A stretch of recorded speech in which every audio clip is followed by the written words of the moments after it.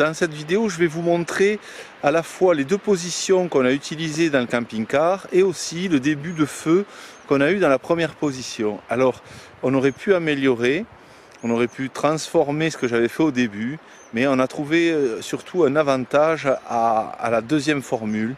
Donc je vous montre tout, les anciennes images, la première installation avec de la récup, les erreurs qui ont été commises et de quelle manière on fonctionne aujourd'hui.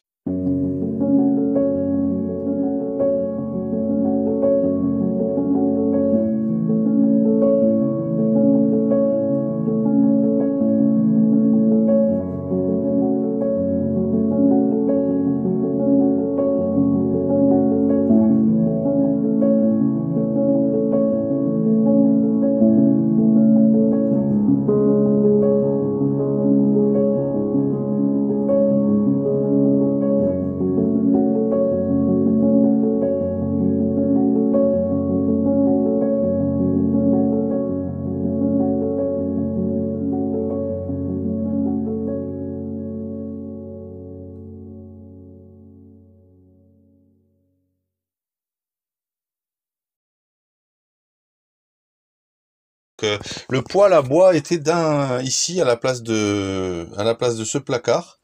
J'avais mis là, je vais vous montrer des vidéos. Avec cette petite vidéo, je vous fais juste un retour sur l'emplacement où le poêle était le premier hiver.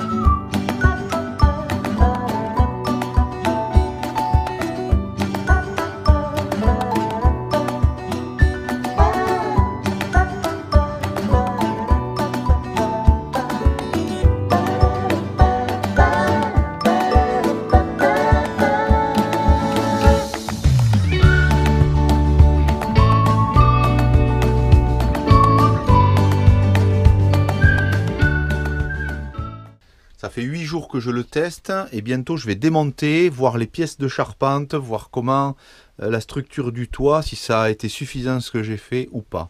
Là ici, vous avez une plaque trouée qui là est en position tirage réduit. Ici le tirage est fermé. On ouvre, vous allez voir la différence de suite. En ouvrant là, directement, les flammes arrivent.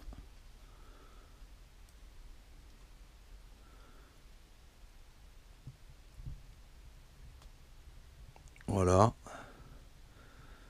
Là où il faut faire attention, c'est que si vous le faites carburer et que vous coupez le tirage complètement d'un coup, ça peut refouler au niveau de la fumée ici. Ou quand vous ouvrez, voilà, là, les flammes et la fumée sortent.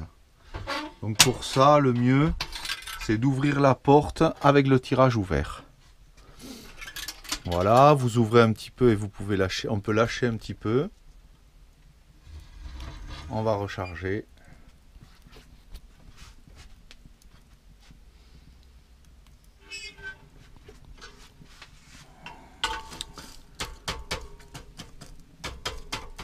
Voilà.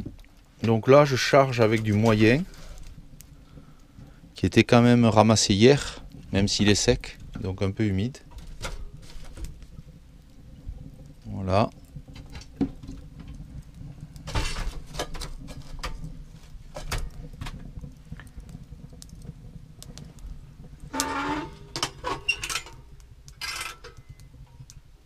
Après 15 jours de test, je vais démonter, sortir le double paroi que j'ai créé et vérifier que le passage de toit où il y a du contreplaqué et où ici il y a une poutre qui passe, vu que je suis en dessous des limites de sécurité, voir comment le bois a fonctionné après un usage intensif. Sachant que si vous le faites carburer ici d'entrée, le tuyau va rougir. Il faut quand même, c'est un poêle qui est très réactif, qui est très bien réglé, qui peut avoir plusieurs styles de réglage de tirage.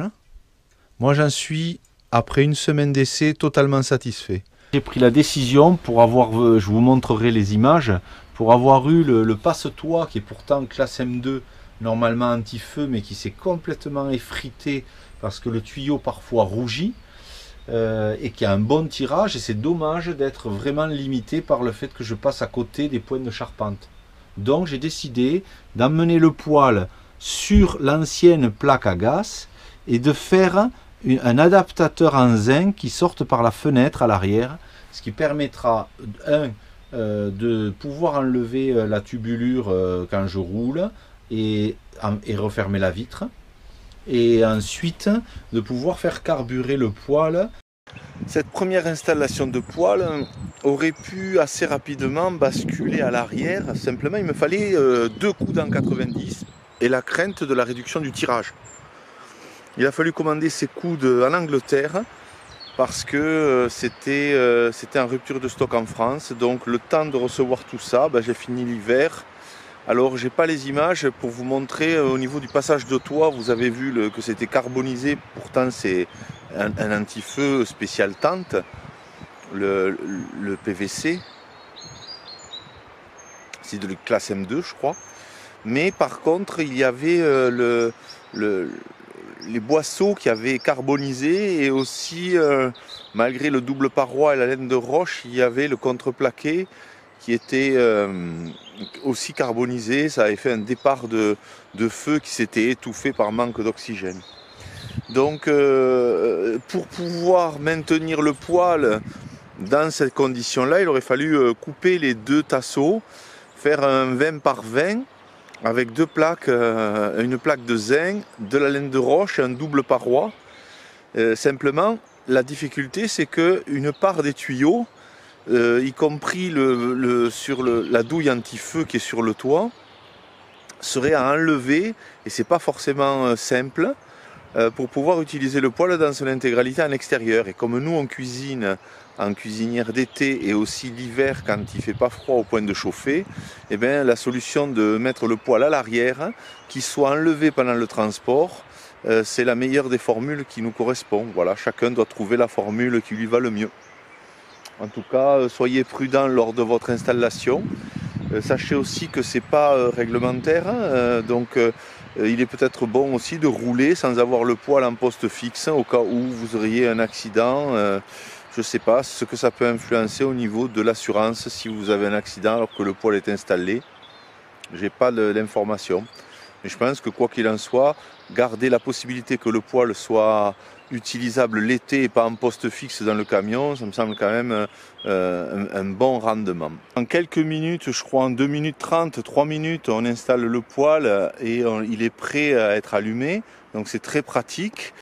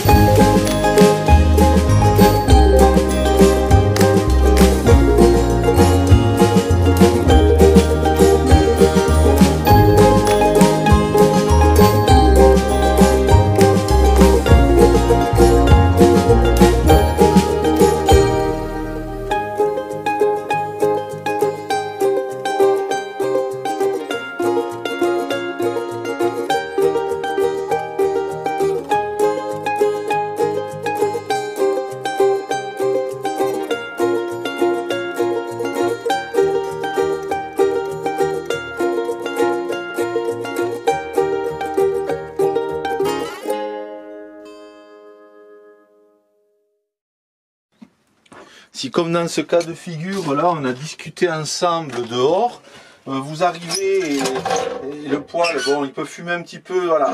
Voilà. Là, ce qu'on vient de voir, en fait, il n'y avait pas ce problème de fumée quand on était sur un tirage direct. Mais les deux coups dans 90, ils réduisent un peu le tirage. Donc, dans ces cas-là, parfois, ça peut fumer. Il y a un autre problème qu'il peut avoir avec l'installation comme ça en coude, c'est quand il y a beaucoup de vent. Si vous n'avez pas la douille anti-feu là-haut qui est totalement ramonée, il faut parfois la chauffer au chalumeau parce que ça a vraiment carbonisé. Alors vous pouvez avoir comme ça un peu de refoulement de fumée. Par grand vent, ça peut sortir ici quand le tirage est ouvert. Il faut surtout avoir la douille du haut s'il y a beaucoup de vent qui soit nettoyé. Et moi j'ai pincé un tube métallique ici pour que, au lieu d'ouvrir, qui va vous faire refouler la fumée un petit peu, ben, vous restez avec les trous du booster ouverts et vous venez ici souffler.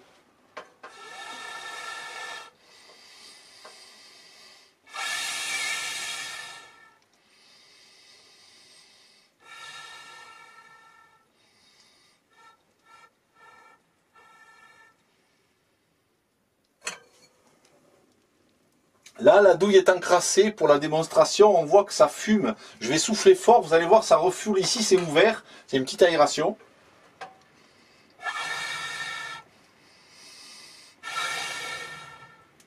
On voit que là, ça refoule un peu. De toute façon, il est placé au-dessus du hublot. On ouvre un peu. Ce qu'il vous faut mettre surtout, c'est un détecteur de monoxyde de carbone à hauteur de poêle, si je ne me trompe pas. Ça a changé. Vous vérifiez d'abord. C'est pas mon job, mais nous, il est à hauteur de poêle. Je crois que le monoxyde de carbone, il monte pas. Et la fumée, on a un détecteur de fumée qui, lui, est en hauteur, à côté du plafond. Il faut faire attention avec les détecteurs de fumée parce que vous en avez certains qui sont sensibles. Dès que vous allumez, vous ouvrez un peu, ça sonne. Et certains ne s'arrêtent pas. Donc il faut que vous ayez un détecteur de fumée ou quand vous pressez, d'ailleurs ils sont pas chers et bons dans des discounts genre Action, vous pressez, il faut que quand vous pressez, la sonnerie s'arrête, sinon c'est insupportable. Voilà. On n'a pas eu d'autres problèmes que le refoulement de fumée par gros vent avec la douille anti-feu encrassée. Sachant que le poêle est livré avec une douille qui n'est pas anti-feu, qui est classique. Nous on la prend pas trop parce qu'on est la plupart du temps en forêt. Mais disons qu'il vaut mieux que vous l'ayez dans le camion. Et si jamais vous avez la douille anti-feu encrassée, qui a un gros vent qui se lève, vous changez, vous mettez l'autre si vous êtes en hiver. Avec la neige comme on a aujourd'hui, faites pas ça si vous êtes en été parce que vous pouvez, par les braises qui s'envolent avec le tirage qui est assez fort, vous pouvez déclencher un feu. Il vous faut être très prudent avec ça. L'endroit où vous vous situez, les branches qui sont au-dessus et la façon dont vous allez gérer votre feu. Voilà. Il n'y a rien de compliqué, il y a juste une gestion du bois qui, quand vous êtes en déplacement en hiver, est un petit peu plus délicate parce que vous pouvez vous retrouver vite à avoir du mal à chauffer si vous ne consacrez pas un minimum de temps. Sachant que nous, on ne fait pas un tour du monde avec le but de rouler beaucoup. Nous, on a une logistique semi-nomade axée sur l'autonomie qui nous permet entre la cabane et le camion d'avoir à la fois cette vie sauvage dans les arbres et en même temps la mobilité que l'autre cabane, Satsang, celle-ci, sur roue, nous offre. Donc le quotidien est orienté plutôt pour nous sur la recherche d'une autonomie, que ce soit avec des micro-jardins à l'intérieur du camion ou avec le poêle à bois. Là aussi, il faut être clair dans votre démarche au départ. C'est pas une solution miracle, ça doit être une solution qui doit être adaptée à votre façon de vivre et à votre idéal de vie. Voilà. Par contre, pour le démontage, ça demande un petit peu plus de logistique, c'est-à-dire que quand on va par exemple à l'école et qu'il fait très froid comme en ce moment, on se retrouve avec le poêle qui tourne dès le matin et c'est compliqué dans ces cas-là de rouler. Il faudrait arrêter le poêle très tôt. Et donc on fonctionne dans ces cas-là, on dort devant l'école. Mais lorsque le poêle est allumé, on le sort avec les mitaines. On vide la braise directement au sol, on arrose pour que ça soit sécuritaire. Et le poêle est prêt à partir en le posant dans la salle de bain. L'avantage qu'il y a avec cette deuxième formule, au-delà de la sécurité, est quand même plus qu'importante parce qu'il faudrait, je crois, un passage de 20 par 20.